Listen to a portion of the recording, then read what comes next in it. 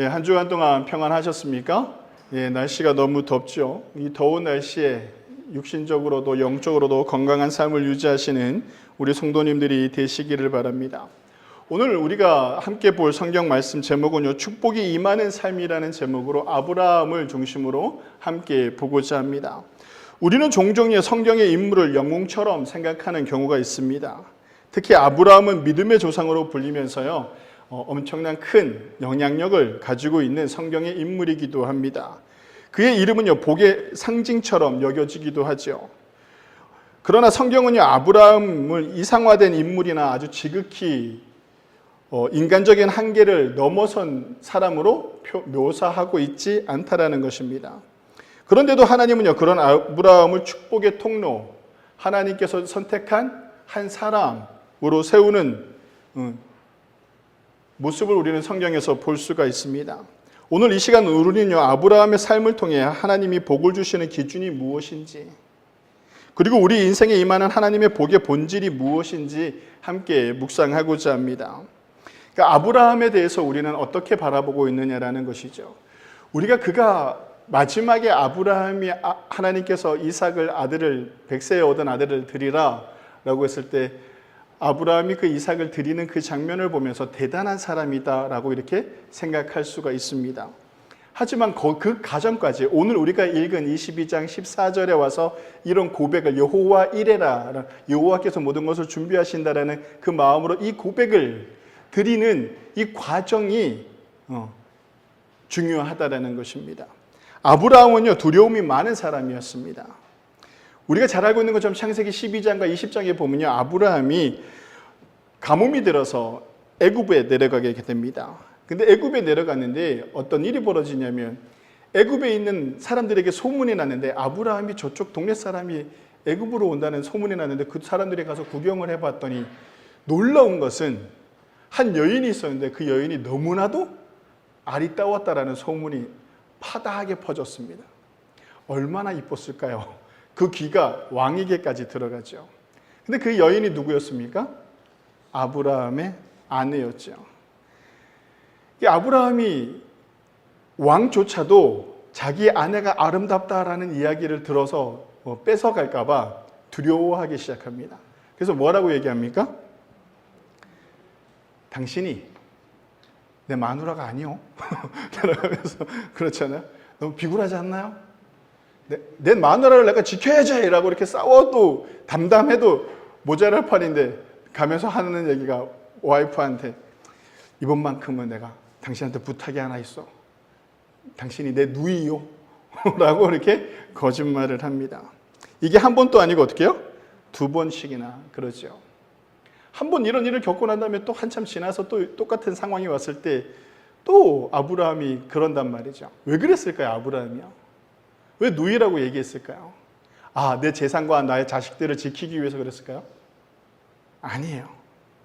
여러분들 집에 가서 한번 보시면 아시겠지만 창세기 12장 12절에서부터 13절에 쭉 이야기하면서 아브라함이 뭐라고 얘기하냐면 내 목숨이 위험할까 봐 두려워서라고 표현해요. 오로지 누구를 생각한 거예요? 자기 자신만 생각했던 사람이에요. 두 번이나 똑같은 실수를 반복하는 모습에서 아브라함이 얼마나 연약하고 자기중심적인 사람인지 우리는 충분히 알 수 있습니다. 아브라함의 삶을 관통하는 가장 두드러진 나약함은 바로 두려움과 그로 인한 자기 보존 본능, 보호 본능이 있던 사람이라는 것을 알고 있죠. 이는 우리 모두가 지닌 인간의 본연의 모습이라고도 할 수가 있습니다. 그는 믿음이 대단해서 하나님 앞에 선택받지 않았다라는 겁니다. 오히려 두려움과 자기 보호 본능이 강한 인간적인 모습을 가지고 있었는데 그 사람을 하나님께서 선택하셨다라는 것이죠. 또 아브라함은 또 어떤 사람이었냐면 기다림이 서툰 사람이었습니다. 하나님의 약속을 기다리지 못해 하갈과 이스마엘을 통해서 자신의 방식으로 자손을 얻으려 했죠. 창세기 16장에 등장을 합니다. 하나님의 언약을요 받았어요. 받았는데 시간이 지나면 점점 의심과 조급함이 사로잡히기 시작하죠. 근데 아브라함이 어느 정도인 줄 아십니까? 기도 얇아요. 이 하갈과 동참하라고 누가 얘기했습니까? 부인이 얘기하니까 이게 웬 떡인가? 하갈을 첩으로 받아들인단 말이에요. 안 그래도 좀 그랬는데 부인 눈치를 보고 있었는데 부인이 허락을 해주니까 아브라함이 그렇게 행위를 하죠. 그러니까 점점 의심이 생기고요. 조급함이 생기기 시작합니다. 조급한 바가 불안은 믿음에서 기인한 것이라고 할 수가 없죠. 불안한 거예요. 하나님께서 나한테 언약을 해주셨는데 그 기간이 길어진 거예요. 그 기간이 길어진 기간이 어느 정도입니까? 1년, 2년이 아니라 어느 정도요? 거의 60년. 그가 100세가 되는 그 해까지 아무것도 일어나지 않아요. 뭐 자식이 생기지도 않아요. 이제 부인이 생산의 능력도 끝났어요. 자기도요, 남성으로서의 모든 것들이 다 끝났다라고 생각할 그때쯤이었던 거죠. 그러니까 조급함이 있으면요, 기다림을 참지 못해요. 인생의 문제가 풀리지 않고요, 내가 생각한 대로 흘러가지 않을 때 아브라함과 같은 모습을 우리도 보입니다. 너무나도 우리와 같은 사람이라는 것이죠. 아브라함은요, 기다림이 서툰 사람이었습니다. 그 기다림이 서툰 이유는 무엇이었냐면 조급함이었죠. 자기가 원하는 시간에 이루어지지 않는 것에 대한 불안이었습니다. 하나님의 시간을 이해하지 못하는 순간에 우리에게는 조급함이 오고 불안감이 옵니다. 왜? 당장 내가 힘드니까. 당장 내 눈에 보이는 게 없으니까. 하나님의 방법을 이해하지 못하는 순간에 우리는 불안해질 수밖에 없습니다. 아브라함에게 나타난 인간적인 조급한 불안으로 오는 기다리지 못하는 모습을 우리는 볼 수가 있죠. 이게 우리에게도 똑같지 않나요? 여러분들이 지금 죽을 병에 걸렸거나 여러분들이 너무 아프거나 아니면 지금 당장 돈이 필요한 이 상황 속에서 아무것도 이루어지지 않는다면 여러분들 얼마나 조급하겠어요? 얼마나 간절하겠냐라는 거죠. 그 간절함과 조급함 속에서 아무것도 이루어지지 않다면 믿음이 점점 어떻게 되는 겁니까? 흔들리기 시작하는 것이죠. 즉각적인 응답을 기대하는 조급함도 있었습니다. 그러니까 내가 기도하면 하나님께서 바로 들어주셔야 되는데, 내가 기도하면 바로 돼야 되는데, 그래서 우리는 어떻게 해요? 고3을 가지고 있는 부모님들한테 정말 죄송한데 평상시 그렇게 열심히 기도하면 좋았을 텐데 시험 앞두고 미친 듯이 기도하잖아요. 또 제가 바꿔서 얘기할까요? 여러분들의 삶에 어려움이 오면 어때요? 평상시 그렇게 하나님과 관계를 맺었으면 되는데 어려움이 오니까 그제서야 하나님 앞에 어떻게 합니까? 미친 듯이 매달려요. 그래서 나는 어떤 기대를 하고 있느냐면 빨리 그거 뭐죠? 빨리 기도의 응답이 오기를 바란단 말이죠. 기도의 응답이 빨리 오기를 바라면서 그렇게 간절하게 기도한다고요. 근데 그게 오지 않아요. 즉각적인 응답은요, 우리에게 나타나지 않는단 말이죠. 기도가 응답되지 않으면 조급해지고 내 뜻대로 되지 않으면 좌절하며 심지어 하나님을 불신하기도 합니다. 내가 이렇게까지 기도하고 내가 이렇게까지 열심히 했는데 라는 자기 합리화를 만들지요. 우리는 아브라함이 가지고 있는 이런 불안정성을 우리도 가지고 있다는 겁니다. 아브라함이 영웅이 아니라는 거죠.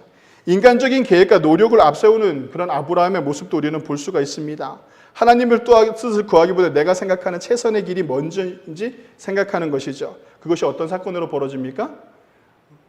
하갈과 이스마엘의 사건으로 나오게 되는 것입니다. 그리고 불안과 불확실성을 견디지 못하는 그런 모습을 아브라함은 보이기 시작하죠. 당장 눈에 보이는 결과나 손에 잡히는 증거가 없으면 하나님의 약속을 의심하고 다른 대안을 찾으려고 애쓰기 시작합니다.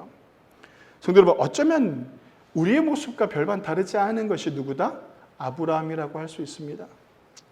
하나님은요, 기다리는 법을 배우지 못한 아브라함을 포기하지 않으셨습니다.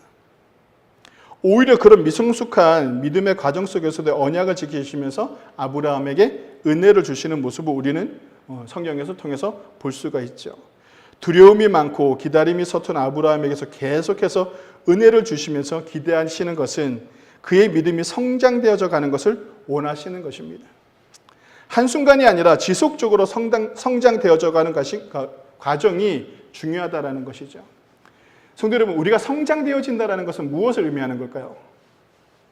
자, 여러분들 신앙생활하면서 나는 성장되어졌습니까? 아니면 그대로입니까? 한번 생각해 보십시오. 제가 한 2초 생각을 할 수 있게끔 시간 드릴게요. 나는 믿음이 성장하고 있는 사람인가? 아닌가? 어떻게 판단할 수 있습니까?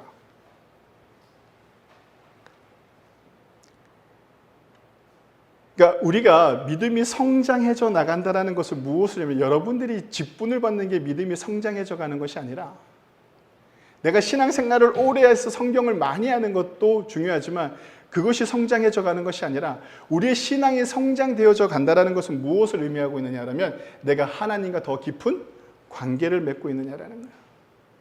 내가 또 하나님과 깊은 관계를 맺고 있는 그런 삶을 살아가고 있는가라는 것이죠. 그럼 그 사람의 그 하나님과 깊은 관계를 맺고 있는 모습은 어떻게 나타날 수 있는가라고 한다라는 것은요, 우리가 너무나도 잘 알 수가 있어요. 어떻게? 그의 행위에서 나타나죠. 하나님은 왜 이런 아브라함을 축복하셨나라는 거예요. 두려움도 많고 조급함도 있고 기다리지도 못하고 그렇지 않나요? 근데 왜 그런 아브라함을 하나님께서 선택하셔가지고 끝까지 축복을 주시는 걸까요? 근데 잘 보세요. 너무 재밌지 않나요? 하나님께서요, 막 길을 열어주셔요. 우물을 파면 우물도 막 나오고요. 재산도 막 불려져요. 막 불려지고 아들도 얻게 하죠. 그리고 또 마지막까지 어떻게 해요? 이제 아브라함이 다 죽게 생겼어요. 이제 인생 다 살았단 말이에요. 그래서 이제 내 재산을 아들한테 물려주고 나는 이제 모든 걸 아름답게 마무리하면 되는 그런 나이가 됐어요. 그런 나이가 된 게 오늘 창세기 22장이에요. 이제 그런 나이가 돼가지고 이제 모든 것이 이제 자식들한테 잘 가면 돼요. 근데 하나님께서 뭐라고 얘기해요?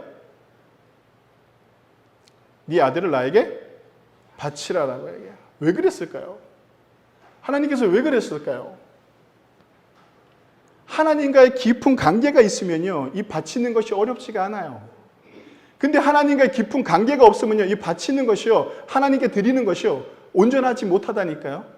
여러분은 오늘 집에 들어가시면 꼭 창세기 12장서부터 24장까지 꼭 읽어보세요. 읽고 묵상하시기 바랍니다. 아브라함이요, 하나님께서 뭐라고 말씀하시면 내 아들을 드리라. 내가 지시할 땅에 가서 그 아들을 드리라라고 얘기할 때 아브라함이 성경에 보면요, 아브라함이 하나님 단 하루만이라도 나에게 시간을 주십시오. 생각할 시간을 주십시오. 라고 말하는 장면이 어떤 한 군데도 등장하지 않아요. 롯이요, 소돔과 고모라에 있을 때 아브라함이 어떻게 했나요? 살려달라고 5번을 기도해요. 하나님 앞에요. 50명, 40명, 30명, 10명 이렇게 하나님 앞에 간절히 기도한단 말이에요.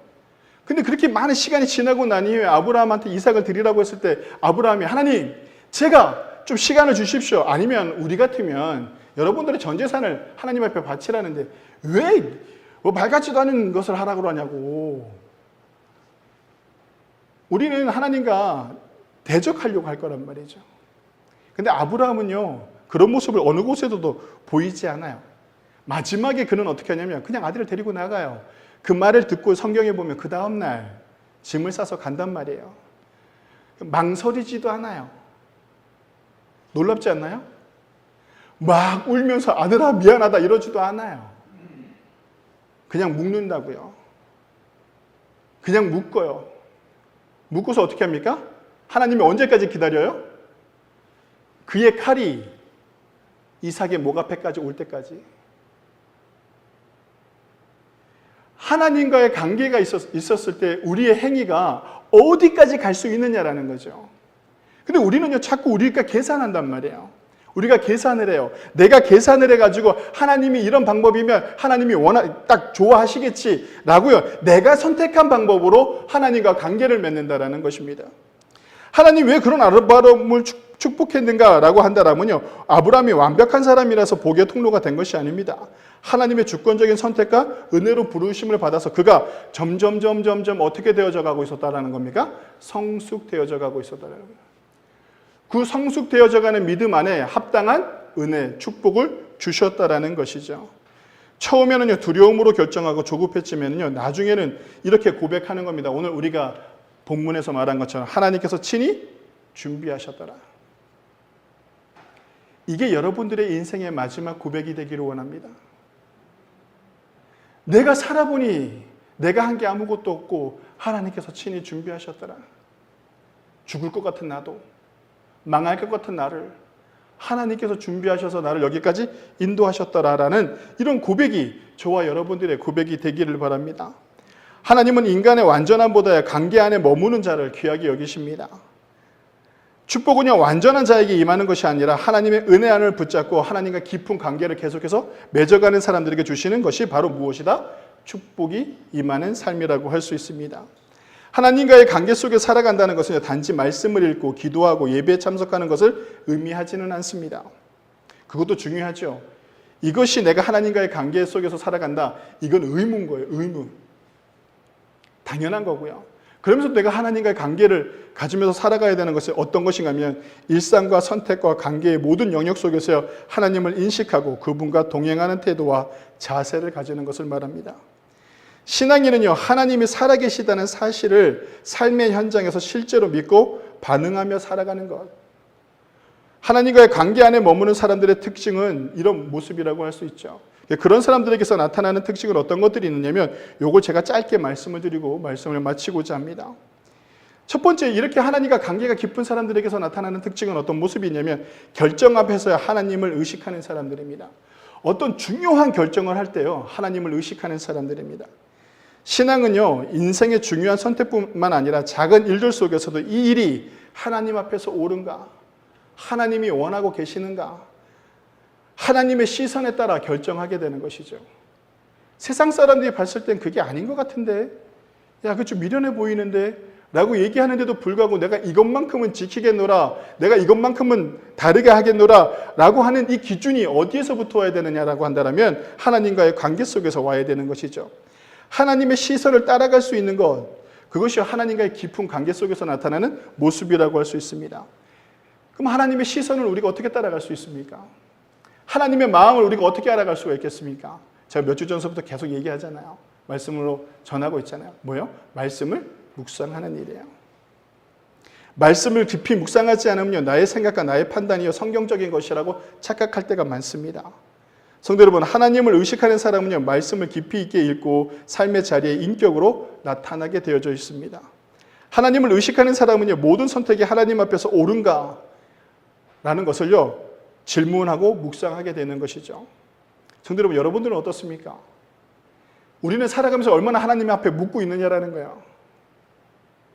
우리는 이런 기도는 많이 해요. 밥을 주셔서 감사합니다. 아멘. 뭐를 주셔서 감사합니다. 아멘. 감사가 넘치는 것도 너무 중요한데 이제 물을 때도 됐잖아요. 하나님, 내가 이렇게 하는 것이 맞습니까?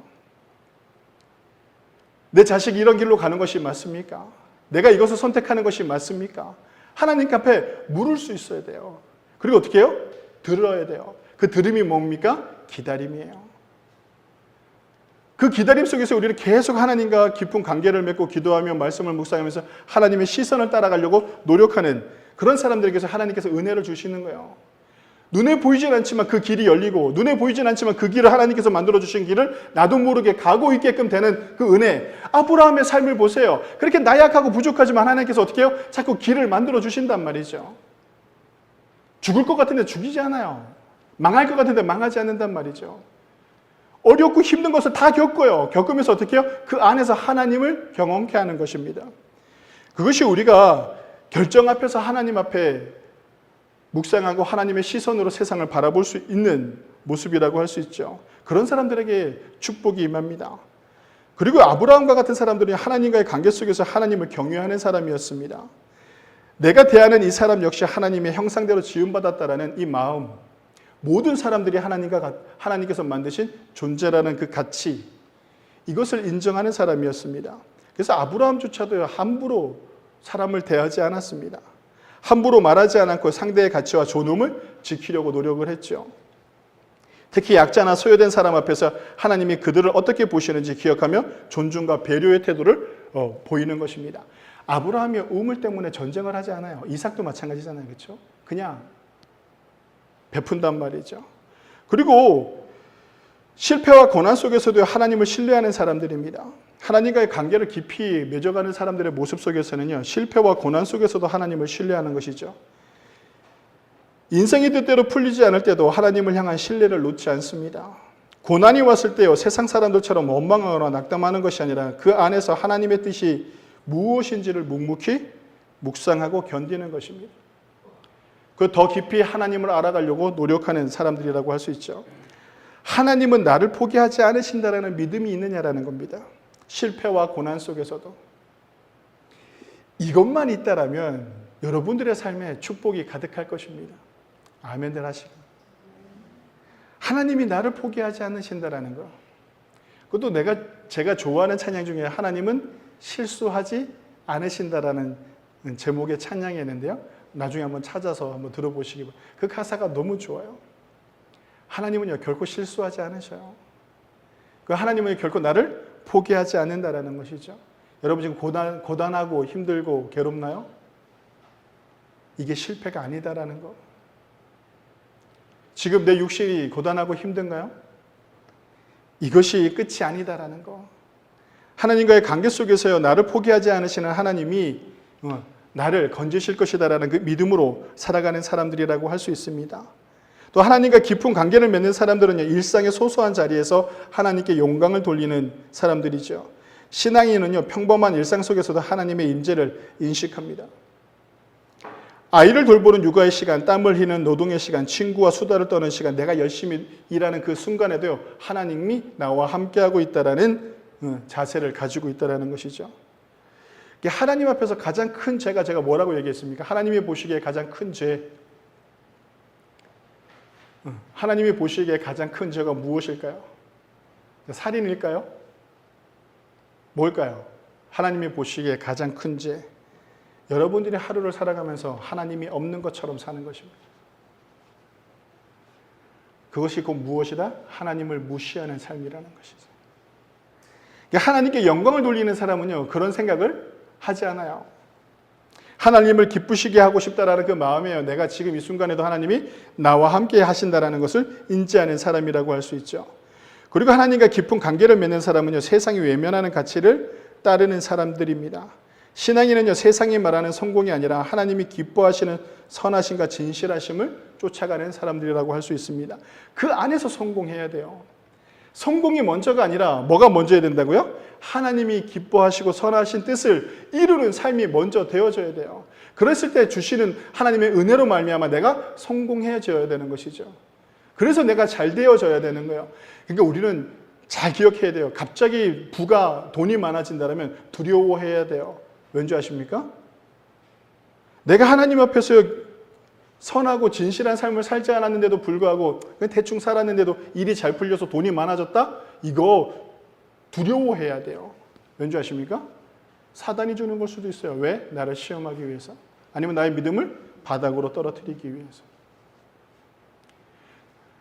내가 힘들고 고통 속에 있을 때도요, 성공이 아니라 하나님이 기뻐하시고 선하시는 뜻이 그 하나님의 진실하심이 무엇인가를요, 끝까지 지키고 나갈 때 주시는 그 놀라운 은혜 속에서 축복을 누려야 되는 것이죠. 그러다 보면 그것이 쌓이고 쌓이다 보면 무너지지 않는 성과가 되는 것이죠. 쉽게 무너지지 않아요. 하나님께서 주시는 복이 쌓이고 쌓이다 보면, 하나님께서 주시는 은혜가 쌓이고 쌓이다 보면요, 쉽게 무너지지 않는단 말이죠. 왜? 하나님이 지키시니까. 하나님이 진실하시고 하나님의 그 성실하시고 하나님이 원하시고 하나님이 기뻐하시는 것을 애써 힘쓰고 있으니까 하나님께서 결코 그것을 무너뜨리지 않는다라는 겁니다. 이것을 알아가는 사람들 하나님과의 깊은 관계 속에서 이것을 확실히 믿고 신뢰하는 사람들이라고 할 수 있어요. 그래서 세상이 원하는 성공의 가치가 아니라 하나님께서 원하시는 성공의 가치가 무엇인지를 묵상하게 되는 사람들이라고 할 수 있습니다. 성도 여러분, 하나님의 축복이 임하는 삶은 아브라함을 통해서 우리가 볼 수 있는 것은 무엇이냐면, 아브라함은 완전한 사람이 아니었습니다. 나약하고 조급하고 기다림이 없었고 기도 얇았던 사람이었습니다. 비열하기까지 했던 사람이 누구다? 아브라함이었죠. 근데 그 아브라함은 어떤 사람이었느냐? 하나님과의 깊은 관계 속에서 어떻게 합니까? 점점 성장되어져 갔다라는 겁니다. 어디까지? 하나님이 너의 전부를 드리라고 했을 때 아낌없이 하나님 앞에 내놓았던 것처럼. 성도 여러분, 저를 보세요. 어느 교회에서 목사가 여러분들의 전부를 내놓으라고 한다면 그 목사는 사입이에요? 여러분들한테 전부를 내놓으라고 하는 분은 누구다?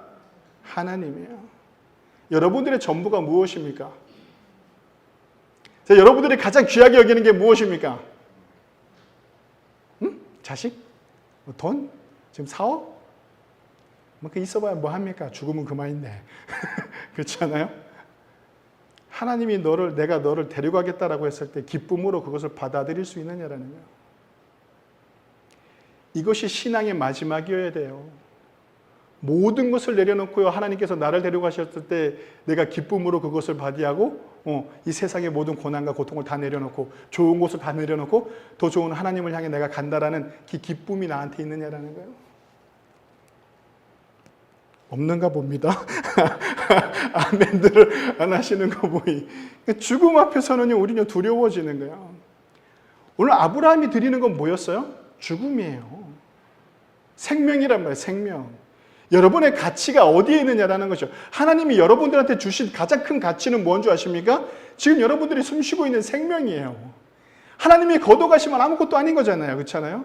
우리는 안개와 같은 존재라니까요. 안개와 같은 존재에서 후 불면 그냥 사라져요. 근데 여러분들 무엇을 위해서 애쓰냐는 거예요. 무엇을 위해서 그렇게 열심히 살아가느냐는 거예요. 내가 원하는 축복, 내가 원하는 물질, 내가 원하는 건강, 내가 원하는 것 때문에 미친 듯이 살아가고 있다면 이제 멈추라는 거예요. 멈추고 어떻게? 하나님과의 관계에 집중하라는 것이죠. 여러분들의 인생에 큰 문제가 있었나요? 여러분들의 인생에 큰 변환점이 올 만한 그 큰 문제가 있었나요? 그럼 거기에 하나님께서 원하시는 건 딱 하나예요. 뭘 원하시는 거예요? 관계. 아브라함이요, 그래도 끝까지 하나님과 관계하고 하나님과의 그 신앙을 놓지 않았다 보니까 점점점 어떻게 되더 신앙이 성장되어져 갔어요. 성도 여러분, 10년 전에 내 모습이나 20년 전에 내가 처음 신앙생활 했을 때 내 모습이나 지금의 내 모습이 별반 다르지 않다라면 드리는 게 하나님 앞에 드리는 것들이 시간과 물질과 생각과 모든 것을 드리는 것이 뭐 별반 다르지 않다라면 여러분들에게 축복이 임하기는 힘들어요. 정말 죄송한데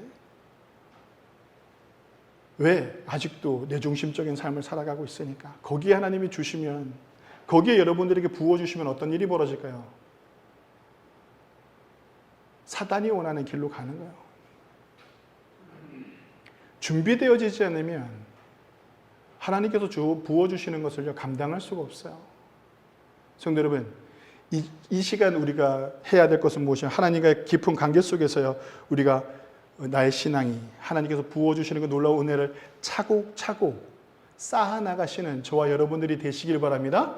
하나님의 은혜가 로또처럼 단방에 팍 오는 게 아니라 차근차근 쌓여져 간다는 거예요. 아브라함의 인생이, 아브라함의 삶이 한순간이었나요? 아니잖아요.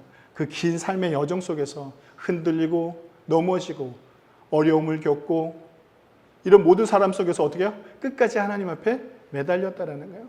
하나님과의 깊은 관계를 맺었고 그 관계 속에서 하나님께서 주시는 놀라운 축복을 누리게 되는 모습을 우리는 볼 수가 있습니다. 아브라함은 완전한 사람이 아닙니다. 그러나 하나님과의 동행 안에서 있었던 사람이었습니다.